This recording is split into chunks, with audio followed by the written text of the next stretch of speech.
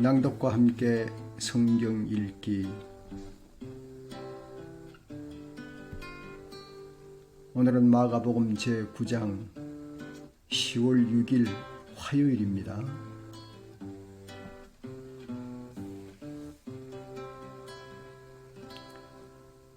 잘 주무셨나요? 또 하루가 주어졌는데 오늘 기분은 어떠십니까? 예수 믿는 사람은 열린 태도와 진실하고 또 여백을 가진 따뜻한 마음으로 살고 싶은데요. 사람은 내가 옳다는 것이 모두 관견이라고 하지요. 관견이란 대롱구멍을 통해서 세상을 본다는 말인데요. 친구도 모임도 없으니 좁은 나의 견해가 편견을 가진 사람이 될까 은근 걱정도 되지요.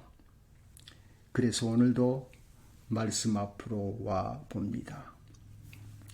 제자들도 인간인지라 변화를 두려워하여 지금 듣고 있는 예수님의 순환, 죽음, 부활을 묻기조차 두렵고 깨닫기 어려워서 받아들이지 못하고 있네요.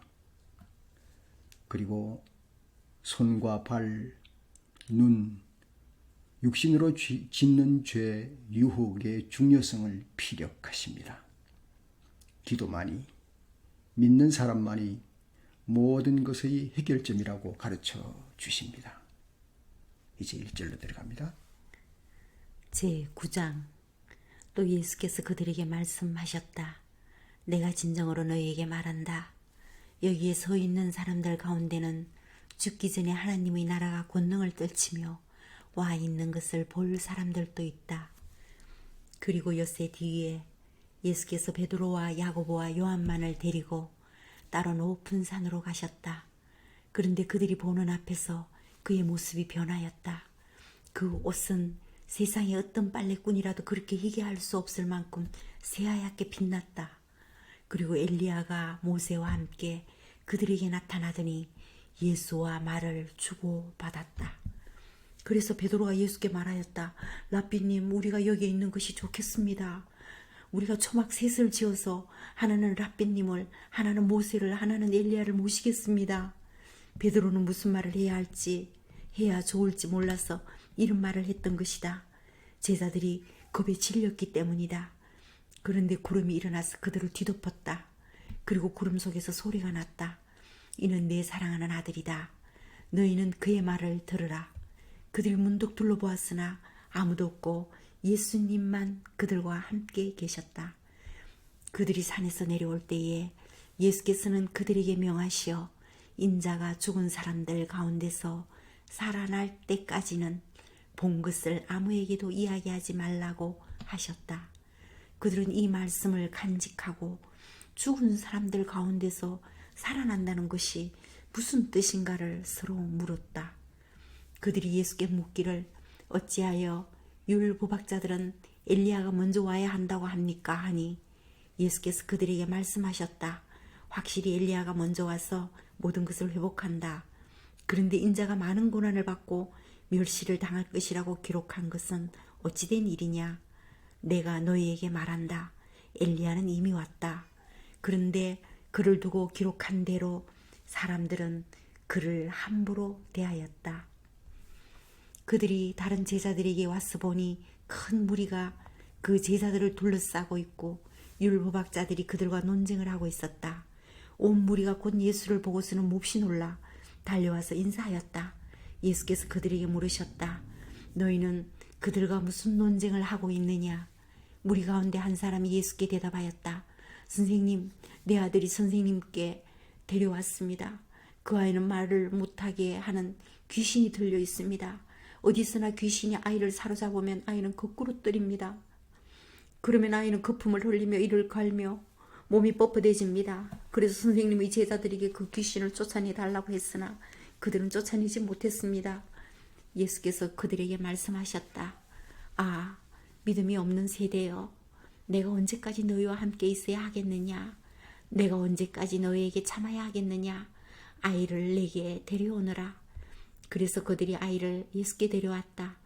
귀신이 예수를 보자 아이에게 즉시 심한 경련을 일으켰다.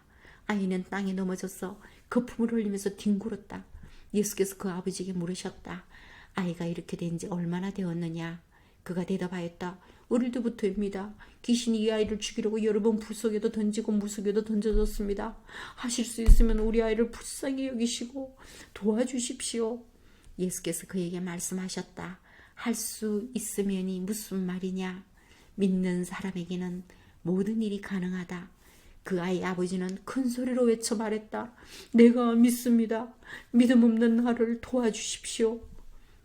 예수께서 무리가 올려 달려오는 것을 보시고 악한 귀신을 꾸짖어 말씀하셨다. 봉우리와 기머리가 되게 하는 귀신아, 내가 너에게 명한다. 그 아이에게서 나가거라. 그리고 다시는 그에게 들어가지 말아라. 그러자 귀신은 소리를 지르고서 아이에게 심한 경련을 일으켜 놓고 나갔다. 아이는 죽은 것과 같이 되었다. 그래서 사람들이 모두 말하기를 아이가 죽었다 하였다. 그런데 예수께서 아이의 손을 잡아서 일으키시니 아이가 일어섰다.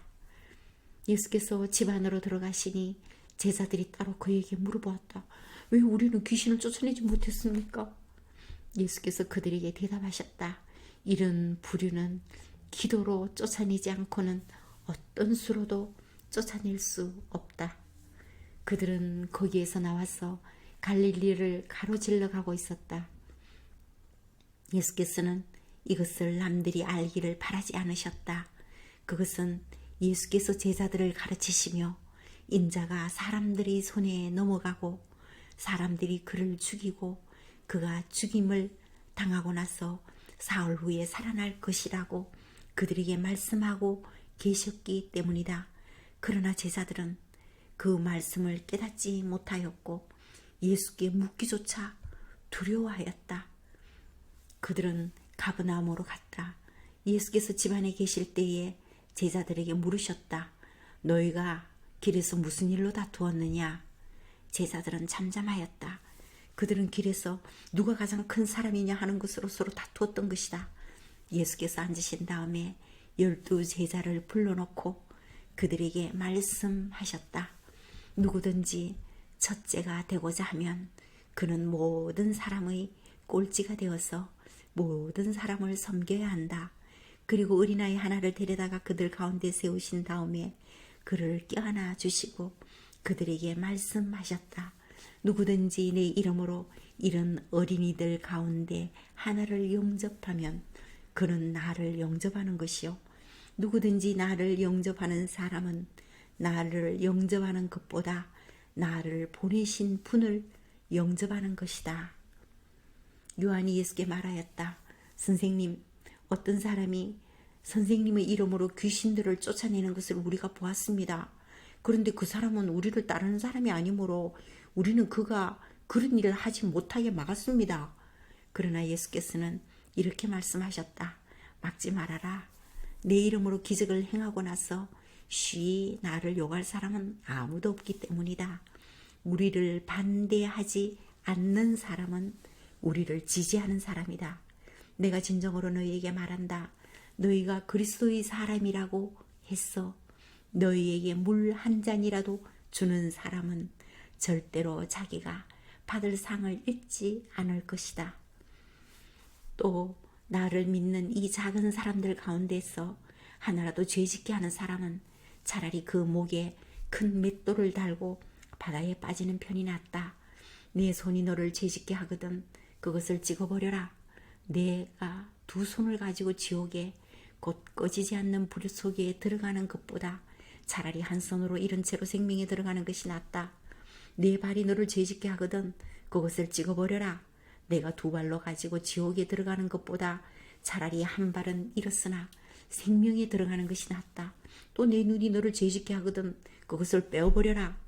내 2 눈을 가지고 지옥에 들어가는 것보다 차라리 한 눈으로 하나님의 나라에 들어가는 것이 낫다. 지옥에서는 그들을 파먹는 구더기들도 죽지 않고 불도 꺼지지 않는다.